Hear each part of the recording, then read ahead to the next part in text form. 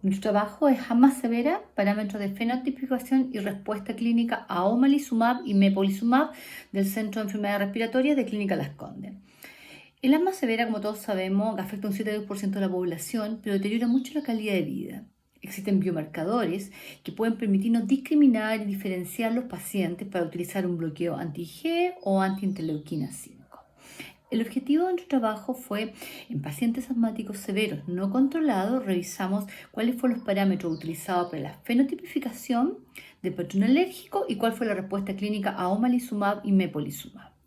Para esto se realizó una revisión retrospectiva no intervencional del Centro de Asma, Difícil Control de Clínica Las Condes entre el año 2012 a 2019. Los pacientes que se encontraban en etapa 5 de GINA fueron fenotipificados aquellos que tenían una asma severa con IgE, eosinofilia, feno, B1 basal, comorbilidades y el puntaje de control de asma ACT.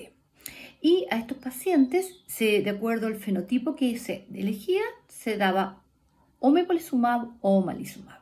Se le agregaba su terapia y se analizó respuesta clínica a los 3, a los 6 y a los 12 meses.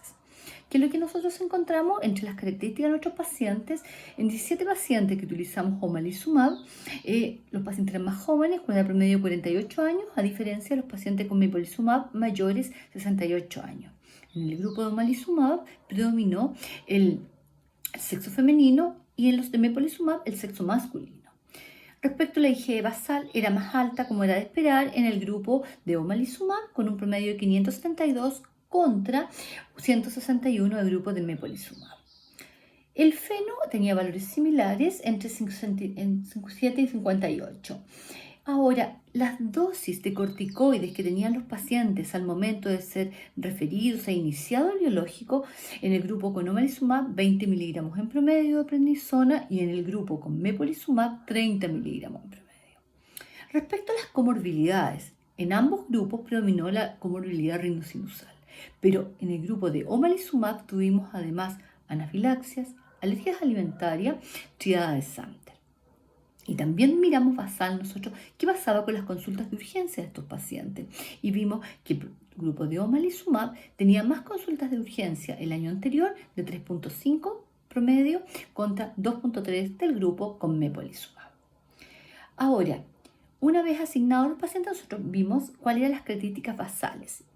Y nuestros endpoints fueron el B1 basal, el test de control de asma, la dosis de corticoides y las visitas del servicio de urgencia. Medimos en el basal a los 3, a los 6 y a los 12 meses.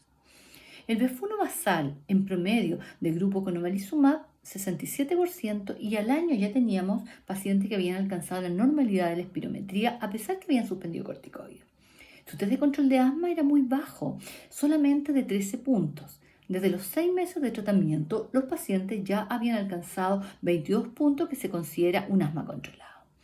En cuanto a la dosis de corticoides, los pacientes estaban recibiendo 20 miligramos al inicio y desde los 6 meses ya habían logrado suspender corticoides orales. Y la visita de urgencia, después de los 6 meses, tampoco tuvimos recaída en visita de urgencia.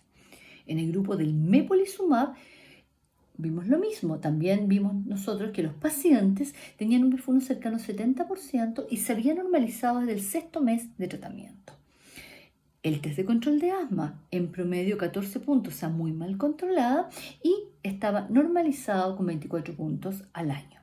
Las dosis de corticoides estaban suspendidas desde el 6º mes y no vimos una recaída ni en consulta del servicio de urgencia ni del B1. Esto mismo lo podemos ver en el gráfico, en que ustedes ven en paralelo, van tanto el B1 en azul de omalizumab y en amarillo del mepolizumab. Y ustedes pueden ver que desde el 6º mes, a pesar de la suspensión de corticoides, el B1 está estabilizado y los pacientes suspenden corticoides y no recaen. Lo mismo ocurre en forma paralela para el test de control de asma, tanto por omalizumab y mepolizumab. Desde el 6º mes, habiendo alcanzado control, los pacientes no recayeron habiendo suspendido corticoides. ¿Qué podemos decir finalmente? Que en nuestro grupo los pacientes con omalizumab fueron más jóvenes, pero tenían mayor comorbilidad asociada. Ambos grupos mejoraron el test de control de asma y disminuyeron las consultas en servicio de urgencia. Y ambos grupos lograron suspender los esteroides orales a los 6 meses de tratamiento. Muchas gracias.